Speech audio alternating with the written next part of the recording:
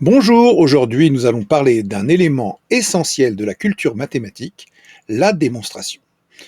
Alors la démonstration, pourquoi c'est nécessaire, pourquoi c'est indispensable en mathématiques?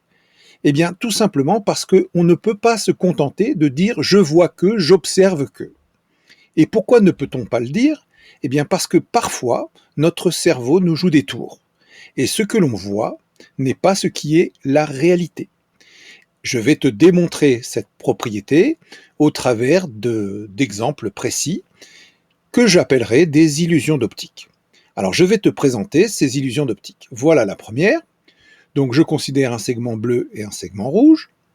Et si je te demande lequel de ces deux segments est le plus long, normalement ton cerveau sera plutôt enclin à te dire le segment bleu est beaucoup plus long que le segment rouge. Et pourtant, à y regarder d'un petit peu plus près, on observe que les deux segments sont rigoureusement identiques. Passons à une deuxième illusion d'optique.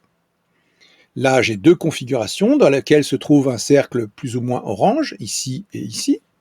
Et si on me demande lequel de ces deux disques est le plus grand, eh bien normalement, ton cerveau va te dire que celui-là est beaucoup plus important que celui-là. Et pourtant, une nouvelle fois, c'est une illusion et les deux disques sont rigoureusement identiques.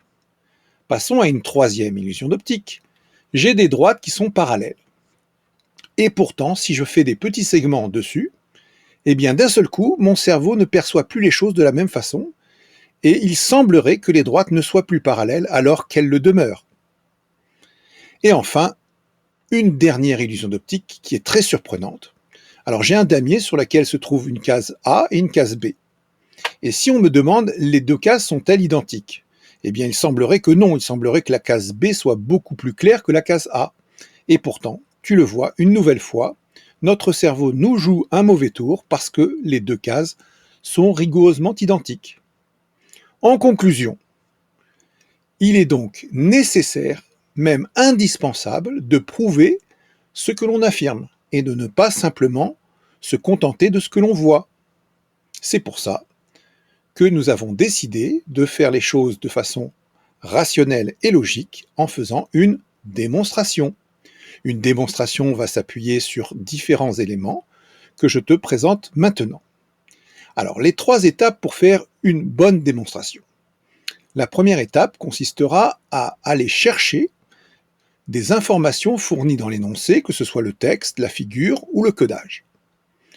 Dans une troisième étape, il s'agira d'apporter une réponse précise à la question posée. Et enfin, la deuxième étape devra relier la première et la troisième, c'est-à-dire je vais chercher dans le cours une définition, une propriété, un théorème, un axiome qui me permettra de relier les deux étapes entre elles. Mais pour que ce soit beaucoup plus concret, on va passer à un petit exercice. Donc, une petite démonstration. Au départ, j'ai un triangle que j'appelle ABC.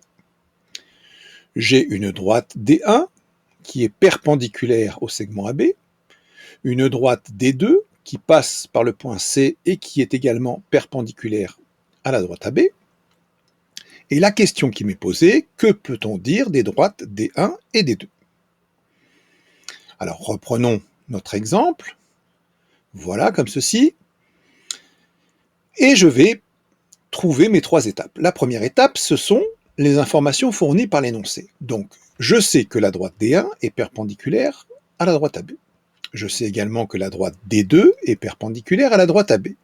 Je sais d'autres choses, mais qui ne me sont pas très utiles pour la suite, donc je n'ai pas besoin de les mentionner dans cette étape.